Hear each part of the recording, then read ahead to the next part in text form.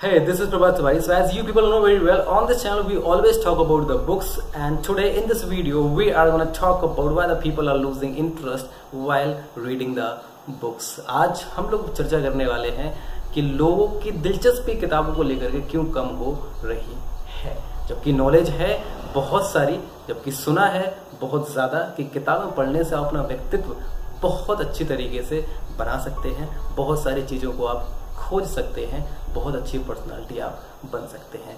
Afterwards क्यों नहीं दिलचस्पी बढ़ती है किताबें पढ़ने में? कई बार होता है कि हम लोग किताबें खरीद भी लाते हैं, उनको रखते भी हैं, लेकिन जैसे ही पढ़ना शुरू करते हैं तो इंटरेस्ट नहीं आता है। कई बार इसके क्या रीज़न है, क्या इसके कारण हो सकते हैं, आज इस वीडियो के दौरान हम लोग चर्चा करने वाले हैं।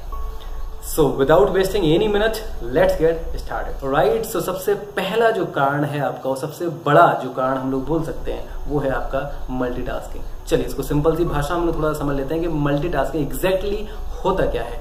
मल्टीटास्किंग का सिंपल सा मतलब होता है जब आप या फिर आपका दिमाग बहुत सारे कामों में एट द सेम टाइम पर बिजी होता है, उसको बोलते हैं मल्टीटास्किंग। जैसे मान लीजिए आप खाना खा रहे हैं, उस टाइम पर आप टेलीविजन भी देख रहे हैं, खाना भी खा रहे हैं, उस टाइम पर हो सकता है कि आप सोशल मीडिया यूज कर रहे हैं, हो सकता है आप यूट्यूब पर उस पर वीडियोस वगैरह देख रहे हैं, हो सकता है कि आप किसी से फोन पर बात भी कर रहे हो।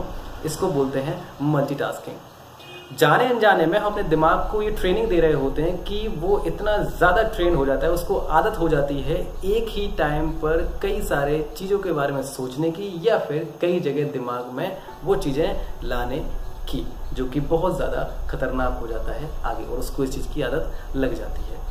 इसका जीता और जागता एग्जाम्पल आप देख सकते हैं when you start reading the book. जब आप कोई भी किताब को पढ़ना शुरू करते हैं तो उस टाइम पर आप 1 पेज पढ़ते हैं, 2 पेज पढ़ते हैं, 3 पेज पढ़ते हैं, चौथा, 5वां, 6वां पेज जैसे ही पढ़ना आप शुरू करते हैं, आपकी दिलचस्पी धीरे धीरे कम होना शुरू हो जाती है, और आप जाने और अनजाने में न जाने कहाँ पहुंच जाते हैं, जाने किस दुनिया में पहुंच जाते हैं, just because of the multitasking. क्योंकि हमने अपने दिमाग को इस तरीके से ट्रेनिंग दी होती, जानबूझ करके नहीं, लेकिन लाइफस्टाइल ऐसी हो चुकी है कि हम उसको ट्रेनिंग दे देते हैं।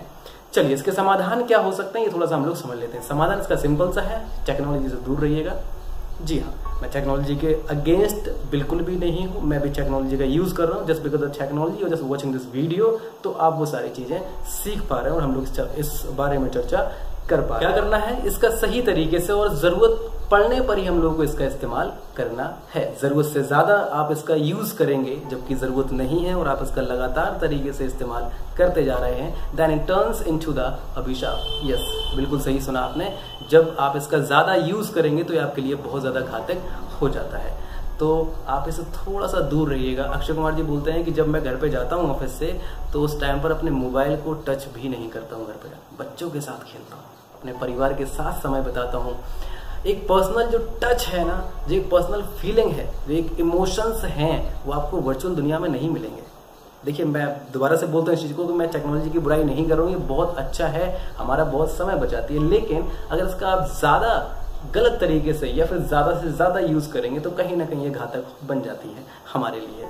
तो क्या करना है हम लोगों को, इसका कम यूज करना है। जरूरत नहीं है इसको हटाओ, जब आपको ज्यादा जरूरत पड़े तब इसको इस्तेमाल में लेकर के आइएगा, अदरवाइज इसको थोड़ा सा दूरी बना करके रहिएगा। रॉबिन शर्मा जी बोलते हैं कि व्हाइट स्क्रीन जो है, अगर आप इसके लती हो जाते हैं, इसके आदती अगर आप बन जाते हैं, तो आपकी जो प्रोडक्टिविटी है वो ऑटोमेटिक डिक्रीज हो जाती है, कम हो जाती है obviously. Point number 2, selection of the books. कि हम लोगों के पास किताबों की नॉलेज बहुत सारी है, किताबें भी बहुत सारी हैं, और डेटा के हिसाब से अगर बात की जाए, जैसे कि मैंने पहले भी बताया था आपको, तकरीबन 13 करोड़ से ज्यादा किताबें लिखी जा चुकी हैं 2021 के डेटा के हिसाब से। तो इतनी सारी बुक्स हैं, और उनका सिलेक्शन कैसे किया जाए, कैसे उनमें एक इंटरेस्ट लेकर के आया जाए। किताबें बहुत सारी हैं, फाइनेंस की किताबें हैं, नॉन फिक्शनल हैं, फिक्शनल हैं, बिजनेस की बहुत सारी किताबें हैं, आपकी सेल्फ हेल्प की बहुत सारी किताबें मिल जाएंगी। लेकिन जो तरीका मैंने पर्सनल यूज किया उनमें एक इंटरेस्ट लेकर के आने का, वो मैंने शुरू किया हुआ था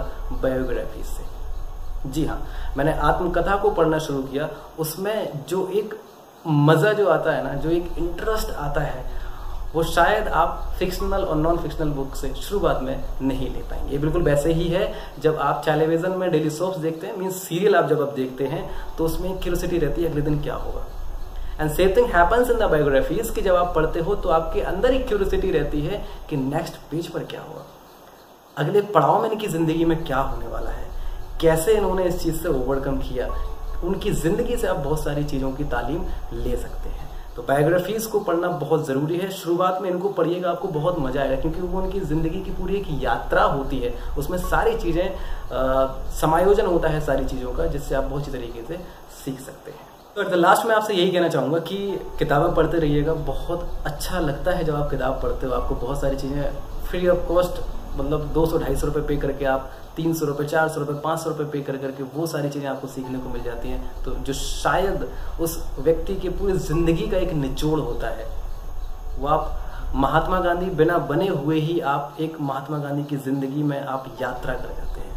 आप उनकी ज़िंदगी को समझ पाते हैं कि इन्होंने कैसे इनकी जर्नी रही है, कैसे स्वामी विवेकानंद जी की जर्नी रही है। वो सारी चीज़ें आप just because of the books you may just. तो अंत में मैं आपसे यही बस कहना चाहूँगा कि किताबें पढ़िए, अच्छी किताबें पढ़िएगा। बायोग्राफी से आप शुरुआत कीजिएगा, आपको बहुत मज़ा आएगा, आपको धीरे धीरे बहुत ज़्यादा इंटरेस्ट आना शुरू हो जाएगा। आप देखिएगा, फिर सारी किताबें पढ़ते रहिएगा। और मैं एक सजेशन और देना चाहूँगा आपको कि किताब जब पढ़ना शुरू करें आप, तब आप केवल 15 से 20 मिनट, 25 मिनट, 30 मिनट, आधे घंटे से ज़्यादा ना पढ़ें। और इसको लेकिन कंसिस्टेंसी के साथ ही आप पढ़ें, एकाग्रचित होकर के। मोबाइल को साइलेंट या फिर फ्लाइट मोड पर पे लगा करके साइड रख दीजिएगा, फिर इसको पढ़िएगा इत्मीनान से। देखिएगा आपको कितना मज़ा आएगा।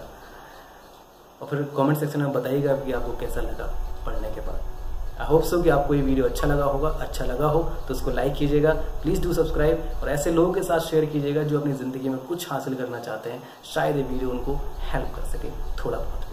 सो तब तक के लिए पढ़ते रहिएगा, मुस्कुराते रहिएगा और अच्छी किताबों के साथ जीते रहिएगा। टिल देन, जय हिंद।